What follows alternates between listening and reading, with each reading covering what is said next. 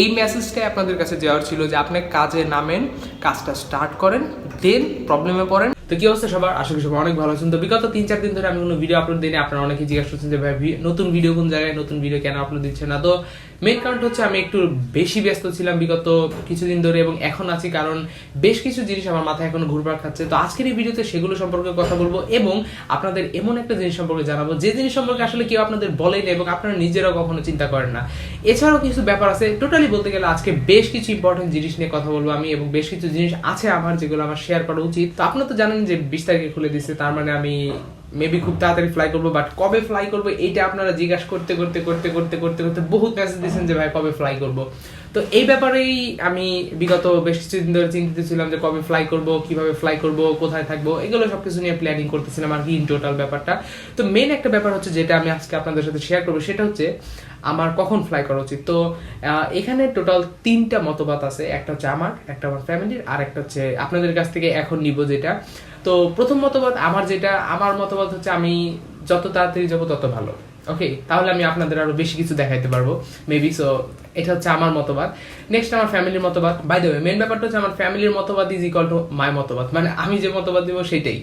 তো এখানে সব কিছু মতামত দেওয়া ইজি, বাট আসল ব্যাপারটা হচ্ছে যদিও বা চলে যাই তাহলে আমার 1 মান্থ যদি আমি একটু আগে, মানে দেখা যায় এই মান্থ যদি আমি চলে যাই তাহলে আমার পুরো 1 মাস, মানে 1 মাস আমার অযথা খরচ যাবে আর কি।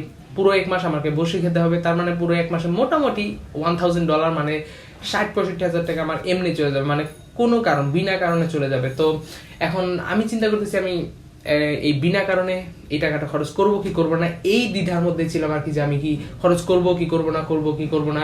বাট আমি একটা ফাইনাল চিন্তা ভাবনা করলাম যে এমনিতে অনেকদিন ধরে বাসায় বসে আসছি, তার থেকে ওখানে চলে যায়, একটা নতুন ওয়েদার, নতুন সিস্টেম, তো একটু ঘোরাঘুরি এসে এর মধ্যে চলে যেতে পারবো এবং আপনাদেরও অনেক তাড়াতাড়ি অনেক বেশি কিছু দেখাইতে পারবো।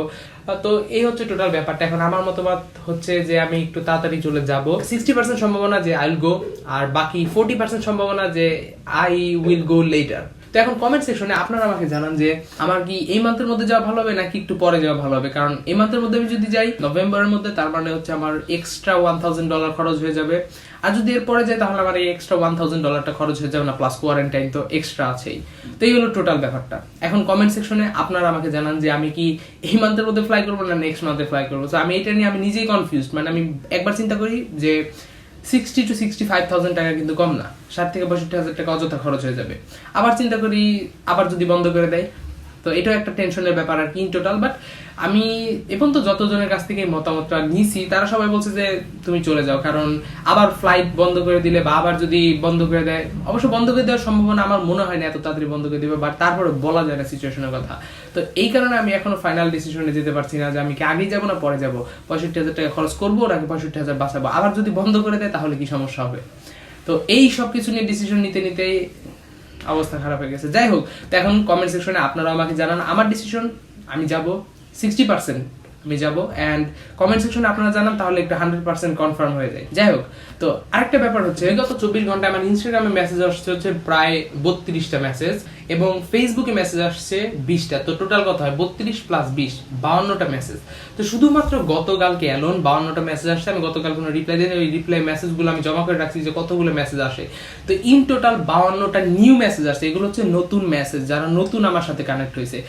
এছাড়া যারা প্রাক্তন মানে পুরাতন আছে, যারা আমার সাবস্ক্রাইবার একদম শুরু থেকে আমার সাথে আছে, তারাও আছে। তো ইন টোটাল বলতে গেলে ডেইলি 60-70 মানে 60 থেকে 70টার মতো মেসেজ ডেইলি চলে আসে। তো 60 থেকে 70টা মেসেজের রিপ্লাই দেওয়া ইনক্রেডিবলি হার্ড, প্রচন্ড কঠিন। আমি জাস্ট ফার্স্টের দিকে চিন্তা করছিলাম, প্রথম দিকে হয়তো 15-20টা আসতো, সেগুলো রিপ্লাই দিয়ে দিতাম। 30টার মতো আসতো, তখনও ওকে নো ম্যাটার আমি দিয়ে দিতাম।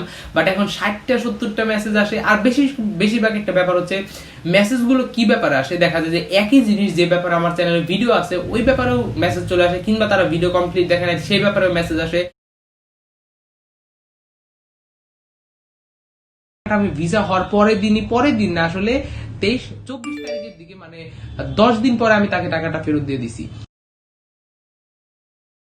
আমার দিক দিয়ে আমি যতটা পারি ততটা করে যাচ্ছি, কারণ 72 জন 60 জন এরকম মেসেজ আসলে সেগুলো রিপ্লাই দেওয়াটা প্রচন্ড কঠিন। আপনি চিন্তা করে দেখেন ডেইলি 70 জন মানুষের সাথে চ্যাট করা, এবং মেসেজ তো আর একটা না যে 70 জনকে 70টা মেসেজ দিয়ে দিলাম কমপ্লিটেড, এরকম না। 70 জনকে দেখা যায় একটা মেসেজ দিলে তার আরো কিছু কোয়েরি থাকে, সেগুলো মেসেজ দিতে হয়। এটা স্বাভাবিক ব্যাপার যে একজন মানুষ যদি একটা কোশ্চেনে কমপ্লিট হয় না, কারণ বিভিন্ন রকম প্রবলেম নিয়ে থাকতে হয়। আমার ক্ষেত্রে, সবার ক্ষেত্রে একই রকম ব্যাপার। যাই হোক, এখন আরেকটা ব্যাপার কথা বলবো, সেটা হচ্ছে লাভ বিকাম হেট, ভালোবাসা কিভাবে ঘৃণায় পরিণত হয়ে যায়। তো আমার চ্যানেলের শুরু থেকে অনেক সাবস্ক্রাইবার আছে, অনেকেই মেসেজ দিছে, আমি তাদের সাথে মানে আনলিমিটেড চ্যাট করছি। তারা যত মেসেজ দিছে আমি যত বেশি পারছি মেসেজ দিছি। শুরুর দিকে তো এত বেশি মেসেজ আসেনি, শুরুর দিকে অল্প কিছু মেসেজ আসছে, 10টা 15টা মেসেজ আসছে, তো এগুলো সব রিপ্লাই দিছি। বাট এর মধ্যে এই মুহূর্তে তারা আমাকে অনেকেই মেসেজ দেয়, তাদের আমি এখন রিপ্লাই দিতে পারি না, সবাইকে রিপ্লাই দিতে পারি না। দেখা যায় যে 2-3জনকে রিপ্লাই দেই, কিছু জনকে রিপ্লাই দেওয়া হয় না, বেশ কিছু নিউ মেসেজে রিপ্লাই দেই, পুরানদের মেসেজে রিপ্লাই দেওয়া হয় না। তো তাদের মধ্যে অনেকেই না বলতে গেলে 2-3জনকেই আমি দেখছি যে তারা নেগেটিভ ভাবে নিচ্ছে এই জিনিসটাকে, যে ভাই আপনার তো অন্যরকম হয়ে গেছেন, আপনি সাবস্ক্রাইবার বেড়ে গেছে, আপনার ভাব এসে গেছে, এখনো কেনাডায় জানি নাই, এখনই আপনি এরকম আমাদের রিপ্লাই দেন না। এরকম অনেক মেসেজ আসছে। 2-3টা মেসেজ শুধুমাত্র গতকালকে 2-3টা মেসেজ পেয়েছি এরকম যে ভাই রিপ্লাই দেন না। এর জন্য আমি এক্সট্রিমলি দুঃখিত, আমি খুবই সরি আপনাদের কাছে। বাট আমি মানে আপনারাই চিন্তা করে দেখেন, আমি আমার দিক থেকে জাস্ট আমি বলছি, মানে কথাগুলো আপনাদের জানাচ্ছি। এখন আপনার দিক থেকে আপনি চিন্তা করে দেখেন যে 60-70 জন মানুষকে যদি আমি ডেইলি মেসেজে রিপ্লাই দিতে যাই, তাহলে জিনিসটা কত লম্বা প্রসেস হয়ে যায়। এর মধ্যে আমার এই উইক নেক্সট 2-3 সপ্তাহের মধ্যে হয়তো আমাকে কোভিড টেস্ট করাতে হবে, ফ্লাইট বুক করতে হবে, বিভিন্ন জিনিসের কাজ আছে, রুম বুক, হোটেল বুক, এগুলো নিয়ে অনেক দৌড়দৌড়ি করতে হবে। এছাড়াও আরো কেনাকাটা আছে, বিভিন্ন জিনিস ম্যানেজমেন্টের কাজ আছে, এগুলো সব কমপ্লিট করতে হবে। আমার পার্সোনাল কাজ আছে, এগুলো সব করার পরে আমি যতদূর সম্ভব হয় আমি ততদূর রিপ্লাই দেওয়ার চেষ্টা করি। আমি আপনাদের কাছে আগেই ক্ষমা চেয়ে নিচ্ছি, আমি খুবই দুঃখিত, হয়তো কিছু মানুষের মেসেজে রিপ্লাই দিতে পারছি না, তার জন্য খুবই দুঃখিত। বাট আমার প্রথম দিকের একটা ভিডিওতে একটা কথা বলছিলাম, আপনারা যারা শুনছেন তারা হয়তো জানেন কোন ব্যাপারে, তো সেটা করার একটা প্ল্যান আছে ইন ফিউচার। যাই হোক, তো ইংলিশে একটা লাইন আছে, সেই লাইনটা হচ্ছে গেট ইউর হ্যান্ডস ডার্টি। তো এই লাইনটার মানে হচ্ছে আপনি কাজে নামুন, বা আপনি হাত দিয়ে কাজটা করে দেখুন। তো ব্যাপারটা হচ্ছে অনেকেই আছে যারা এখন পর্যন্ত কোনো প্রসেসই স্টার্ট করেন নাই, তারা নানান রকমের কোশ্চেন করে যে ভাই এটা কিভাবে করব, ওইটা কিভাবে করব, এটা কিভাবে হয়, এটা কি হবে কি হবে না, ওইটা কি হবে কি হবে না। তো এরকম নানান রকমের কোশ্চেন আসে। তো আমি তাদেরকে সাজেস্ট করবো যে এই কোশ্চেনগুলোর অ্যান্সার আপনি নিজেই খুঁজে পাবেন। যেমন আমি আমার এক্সাম্পল দিই, তো আমি যখন আমার কাজগুলো কমপ্লিট করতে যাচ্ছিলাম, মানে পেপারসগুলো রেডি করছিলাম, তো করার সময় আমি দেখলাম যে পুলিশ ক্লিয়ারেন্সের পেপারটাও লাগে। তো আমি আমার থানায় চলে গেলাম এবং ইলেকট্রিসিটি চলে গেল। তো 4 দিন পর ভিডিও শুট করতেছি, তারপর ইলেকট্রিসিটি চলে গেল। কে বাত হ্যায়, সিট ডাউন। ওকে, তো যাই হোক, যেটা বলতেছিলাম যে আপনারা কাজটা স্টার্ট করেন, দেন আপনারা বুঝতে পারবেন যে এরপরে কি করতে হবে। তারপর যদি কাজ স্টার্টই না করেন, এটা জাস্ট শো, মানে কানে থাকলে মানুষ মনে করবে আমি হয়তো ফোনে কথা বলতেছি, সো এটা থাক। তো আপনারা কাজটা স্টার্ট করেন, কাজে নামেন, মানে গেট ইউর হ্যান্ডস ডার্টি, নিজে কাজটা স্টার্ট করেন, তাহলে আপনি সমস্যার সম্মুখীন হবেন, এবং যখনই সমস্যা আপনার সামনে আসবে দেন আপনি সেই সমস্যাটা সলভ বের করতে পারবেন। হারানো গেছি, কথা বলতে পারতেছি না। তো ব্যাপারটা হচ্ছে যখনই আপনি কোনো একটা কাজ করলে সমস্যাগুলো আপনার সামনে আসবে, দেন আপনি সেই সমস্যা ফেস করতে পারবেন। আমি আমার এক্সাম্পল দিচ্ছিলাম হয়তো বাসায় বসে। তো এক্সাম্পলটা হচ্ছে আমি যখন পুলিশ ক্লিয়ারেন্সের পেপার আনতে গেছি, সেই সময় আমি আমাদের পুলিশ স্টেশন যেটা থানায় গেছি, সেখানে যাওয়ার পরে আমি ওইখানে যে জানতে পারলাম যে আমার পেপারসগুলোতে, মানে আমার বার্থ সার্টিফিকেট যেটা, সেখানে যে অরিজিনাল সেই স্থানটা, মানে আমার জন্মস্থান যেখানে দেওয়া আছে স্থায়ী, সেইখান থেকে করতে হবে। এবং ওইখানে যাওয়ার কারণে, ওই থানায় যাওয়ার কারণে আমি আরও জানতে পারলাম যে এই পেপারসগুলোর সাথে এই পেপার জমা দিতে হবে। তো আমি কিন্তু ফার্স্টে জানতামও না যে পুলিশ ক্লিয়ারেন্স নিতে গেলে কোন কোন পেপার জমা দিতে হয়। তো দেন আমি ওই থানায় যাওয়ার পরে ওইখান থেকে জানতে পারলাম যে এই পেপার জমা দিতে হয়। Next example, tax certificate. তো আমি জানতাম না যে ট্যাক্স সার্টিফিকেটটা আসলে কীভাবে দিতে হয়, ট্যাক্স সার্টিফিকেটে কী শো করতে হয়। তো আমি ট্যাক্স অফিসে গেলাম, ওইখানে যাওয়ার পর আমি জানতে পারলাম যে আমাদের যে জায়গা জমি আছে কিংবা গোল্ড বা কোনো রকমের টাকা পয়সা যেগুলো বেশি থাকে, সেই সবের যে প্রুফ, সেগুলোর উপরে ট্যাক্স দিতে হয়। বাট আপনার যে নগদ জমা আছে ব্যাংকে, সেটার উপর ট্যাক্স শো করতে হয় না। তো আমার যে এফডিআর করা আছে, সেটার উপরে কোনো ট্যাক্সের কোনো কিছু শো করতে হবে না। সো এটাও কিন্তু আমি জানতাম না, এটা জাস্ট রিসেন্টলি আমি জানতে পারলাম যখন আমি এই কাজটা করতে গেলাম। তো আপনারা যখন কাজ করতে যাবেন, তখন আপনি বুঝতে পারবেন যে এইটা করতে হবে এবং এইটা করতে হবে না। সো এটা হচ্ছে মেইন ব্যাপারটা। শুধু এইটাই না, প্রত্যেকটা স্টেপে যাই, প্রত্যেকটা স্টেপে গিয়ে আমি ধাক্কা খাইছি, এবং এরপর আমি বুঝতে পারছি যে এটা করতে হবে এবং এটা করতে হবে না।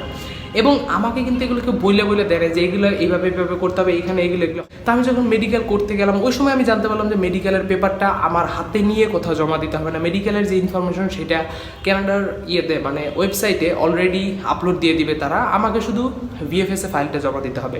তো এগুলো শুধু এগুলো না, প্রত্যেকটা স্টেপে এগুলো কিন্তু আমি মুখস্থ করে রাখিনি, কোনো জায়গা থেকে জেনে রাখিনি। প্রত্যেকটা স্টেপ যখন আমি ফলো করতে গেছি ওই সময় আমি বুঝতে পারছি যে এগুলো করতে হবে, এগুলো করতে হবে না।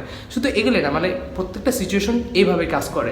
আপনি যখন কাজটা করতে যাবেন তখন সমস্যাটা বের হবে, সমস্যাটা বের হইলে তারপরে আপনি সমাধান করতে পারবেন।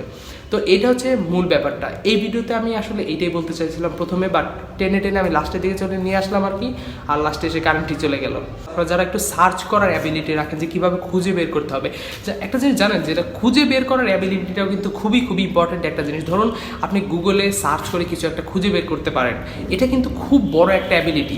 হয়তো এই যে যেমন আমি এখন বাসা সার্চ করতেছি বা রুম রেন্টাল, এয়ারবিএনবিতে, এগুলো আমি আপনাদের দেখাবো যে কীভাবে এয়ারবিএনবিতে রুম বুক করতে হয় কিংবা বাসা খুঁজতে, এগুলো আমি অবভিয়াসলি আপনাদের দেখাবো যে আমি যে কীভাবে খুঁজতেছি, এগুলো অবভিয়াসলি আপনারা দেখতে পারবেন। বাট আসল ব্যাপারটা হচ্ছে আপনি যখন এগুলো করতে যাবেন দেন আপনি প্রবলেমে ফেস করবেন, এবং যখন প্রবলেম ফেস করবেন ওই টাইমে আপনি খুঁজে পাবেন যে সলভ কি। এই মেসেজটাই আপনাদের কাছে যাওয়ার ছিল যে আপনি কাজে নামেন, কাজটা স্টার্ট করেন, দেন প্রবলেমে পড়েন, এবং প্রবলেমে পড়লেই আপনি বুঝবেন যে ধীরে ধীরে কোনটা সলভ করতে হবে। ও লাস্ট এক্সাম্পল যেটা দিতে চাইছিলাম সেটা হচ্ছে আমার নোটারির ব্যাপারে। তো আমার পেপারগুলোতে যখন আমি দেখলাম যে আমার তো নাম ভুল আছে, এখন আমি কি করব, তো তখন আমি আমাদের এখানে বিভিন্ন মানে কোর্টে গেছি, কোর্টে তো বহুত উকিলরা থাকে, তাদের সাথে যোগাযোগ করছি যে আমি এই পেপারটা এইভাবে ঠিক করবো, আমি দেশের বাইরে অ্যাপ্লাই করবো, এগুলো পেপারগুলো এইভাবে জমা দিতে হবে, এখন আমি কি করতে পারি। তো তারা আমাকে সাজেস্ট করছে যে আপনি ওই উকিলের কাছে যান। আমি আমাদের এইখানে বহুত মানে প্রায় এক সপ্তাহের মতো এই রুম থেকে ওই রুমে, ওই রুম থেকে ওই রুমে, মানে পুরো কোর্টটা ঘুরে ঘুরে দেখছি কোথায় কি করা যায়। সো আমি যেখানে কোনোদিন কোর্টে যাইও নাই সেখানে আমি পুরো কোর্ট মুখস্থ করে ফেলছি জাস্ট এক সপ্তাহ, এক দেড় সপ্তাহের মধ্যে। অ্যান্ড ফাইনালি আমি একজনের কাছ থেকে ফোন নাম্বার পেলাম যে এখান থেকে এইভাবে করতে হবে, এবং দেন আমি কাজটা কমপ্লিট করতে পারলাম। সো এইভাবে আপনি যখন কাজে স্টার্ট করবেন তখন ধীরে ধীরে সলভ পাবেন যে এখন আমার কী করা উচিত, এখন আমার কী করা উচিত। এগুলো আসলে এগুলো বলার নেই, আসলে আপনার মাথা থেকে এগুলো আপনার চিন্তা করে বের করতে হবে যে আমি একজনের কাছ থেকে একদম ইনফরমেশন সব রেডিমেড পাবো না, এটা আমাকে নিজেকে একটু একটু করে খুঁজে বের করতে হবে। আপনি তো একবারে সব কিছু মাথায় নিলে আপনি সব কিছু ভুলে যাবেন, যে এগুলো একবারে যদি আপনাকে বলে দিই তাহলে আপনি বুঝতে পারবেন না, এক জায়গা থেকে যদি করেন তাহলে বুঝতে পারবেন না, একটু একটু করে জিনিসটা আপনাকে ধরতে হবে। এটা হচ্ছে টোটাল ব্যাপারটা। যাই হোক, এই ভিডিওতে এই পর্যন্ত ছিল। ভিডিও ভালো লেগে থাকলে লাইক অ্যান্ড শেয়ার করবেন এবং সাবস্ক্রাইব করতে পারেন। আজকে আপনাদের একটা রাফ অ্যান্ড টাফ ভিডিও দেখাই দিলাম। যাই হোক, ভালো থাকবেন।